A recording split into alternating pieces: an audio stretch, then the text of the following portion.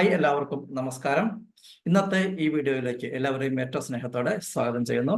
ജീവിതത്തിൽ നമ്മുടെ നിയന്ത്രണത്തിന് അതീതമായി പല കാര്യങ്ങളും സംഭവിക്കാം. അപ്പോൾ എന്ത് ചെയ്യുവാൻ സാധിക്കും?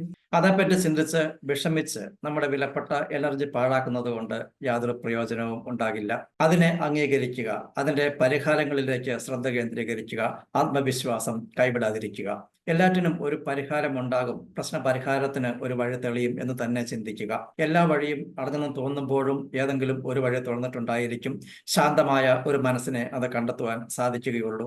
ഹിറ്റ്ലറുടെ നാസിപ്പടകൾ ജൂതന്മാരെ പിടികൂടി അവരെ പീഡിപ്പിക്കുകയും കൊലപ്പെടുത്തുകയും ചെയ്യുന്ന ആ കാലയളവിൽ സ്റ്റാനിസ് ലാസ്ക്ലെച്ച് അവരുടെ പിടിയിൽപ്പെട്ടു.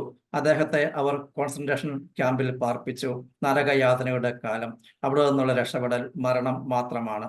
അവിടെ നിന്ന് എങ്ങനെയെങ്കിലും രക്ഷപ്പെടണം എന്ന് അദ്ദേഹം ചിന്തിച്ചു. തന്റെ സഹതടവുകാരോട് അദ്ദേഹം തന്റെ ആഗ്രഹം വെളിപ്പെടുത്തി. അവർ അയാളെ പരിഹസിച്ചു. അവിടെ നിന്ന് രക്ഷപ്പെടുന്നതിനെ കുറിച്ച് ചിന്തിച്ചിട്ട് പോലും കാര്യമില്ലെന്ന് എല്ലാവരും അദ്ദേഹത്തെ ഉപദേശിച്ചു. പക്ഷെ അദ്ദേഹം നിരാശനായില്ല.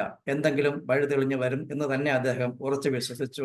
അതിനായി കാത്തിരുന്നു. ഒരു ദിവസം അദ്ദേഹം തന്റെ മാർഗം കണ്ടെത്തി. ഗ്യാസ് ചേമ്പറിൽ കൊലപ്പെടുത്തിയ ജൂതന്മാരുടെ മൃതദേഹങ്ങൾ പട്ടാളക്കാർ ട്രക്കിലേക്ക് വലിച്ചെറിയുന്നു.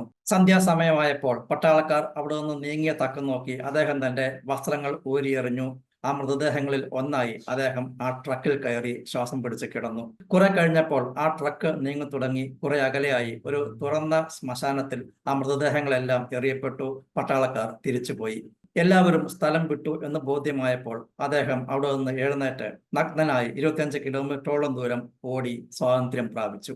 തളർത്തുന്ന വേദനിപ്പിക്കുന്ന അവസരങ്ങളിലും നിരാശനാകാതെ പ്രത്യാശയോടെ വിശ്വാസത്തോടെ പ്രശ്ന പരിഹാരത്തിനുള്ള വഴികൾ തേടിയതിനാൽ അദ്ദേഹത്തിന് മുമ്പിൽ മാർഗം തെളിഞ്ഞു വന്നു. തക്ക സമയത്ത് അദ്ദേഹം അത് പ്രയോജനപ്പെടുത്തി സ്വാതന്ത്ര്യത്തിലേക്ക് കുതിച്ചു.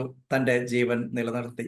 നമ്മുടെ ജീവിതത്തിലും നമ്മെ തളർത്തുന്ന ഇത്തരം അവസരങ്ങൾ ഉണ്ടാകുമ്പോൾ നിരാശയ്ക്ക് മനസ്സിൽ ഇടം കൊടുക്കാതെ ഇത്തരം ശുഭചിന്തകളും ശുഭപ്രതീക്ഷകളും ശുഭവിശ്വാസങ്ങളും ഒക്കെ നമ്മുടെ ജീവിതത്തിന്റെ ഭാഗമാക്കി തീർക്കാം. വെല്ലുവിളികളെയും പ്രശ്നങ്ങളെയും ഒക്കെ മറികടക്കാം. എല്ലാവർക്കും അതിന് സാധിക്കട്ടെ എന്ന് ആത്മാർത്ഥമായി ആശംസിക്കുന്നു, പ്രാർത്ഥിക്കുന്നു. ഇന്നത്തെ ദിവസം എന്നെ ശ്രമിച്ച് നിങ്ങൾക്കെല്ലാവർക്കും നന്ദി പറയുന്നു, നിങ്ങളെ അഭിനന്ദിക്കുന്നു. എല്ലാവർക്കും ജീവിതത്തിൽ എല്ലാവരും നേട്ടങ്ങളും ഐശ്വര്യവും സമ്പത്തും സമ്പൽ സമൃദ്ധിയും ദീർഘായുസും സന്തോഷവും എല്ലാം ആശംസിക്കുന്നു, പ്രാർത്ഥിക്കുന്നു. പുതിയ പുതിയ അറിവുകളുമായി നമുക്ക് അടുത്ത വീഡിയോയിൽ കാണാം. Stay blessed. Thank you.